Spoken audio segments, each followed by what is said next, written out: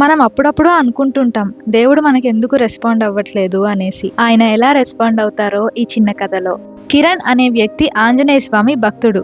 చాలా నిరాశతో మనసు విరిగి రోడ్డు మీద నడుచుకుంటూ వెళ్తున్నాడు.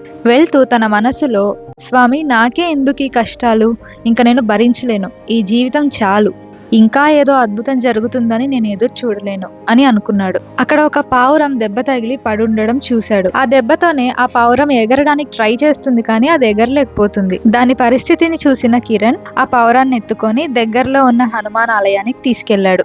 అక్కడ పూజారి దానికి మందు రాస్తూ నవ్వుతూ, ఈ పావురాన్ని చూడు, దానికి దెబ్బ తగిలినా కూడా అది బతకాలని ఎగరాలని ప్రయత్నిస్తుంది కదా అని అన్నాడు. ఆ మాటలు కిరణ్ చెవులకు కాదు మనసుకు తాకాయి. ఆంజనేయ స్వామి ఈ పావురాన్ని తన కోసం పంపాడని అనుకొని స్వామికి మనస్ఫూర్తిగా నమస్కరించుకొని తన కొత్త జీవితాన్ని ప్రారంభించాడు. మనం దేవుడితో మాట్లాడినప్పుడు దేవుడు కూడా మనతో ఖచ్చితంగా మాట్లాడతారు. అందుకు ఆయన ప్రత్యక్షమే అవ్వాల్సిన అవసరం లేదు. ఆయన మాటలు మనకు చేరడానికి ఒక మార్గం చూసుకొని తన మెసేజ్ ని పంపిస్తారు. అది ఒక సిచ్యువేషన్ రూపంలోనో, ఇంకొకరి మాటల రూపంలోనో, వస్తువుల రూపంలోనో ఉండొచ్చు. అది మనం గమనించుకోవాలి, అర్థం చేసుకోగలగాలి. నమ్మకాన్ని అయితే వదలకూడదు. ఇలాంటి విషయాలు ఇంకా తెలుసుకోవాలని అనుకుంటున్నారా?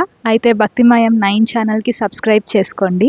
అలాగే ఇన్స్టాలో కూడా భక్తిమయం 9 పేజ్ ని ఫాలో అవ్వండి. జై శ్రీరామ్, జై శ్రీకృష్ణ.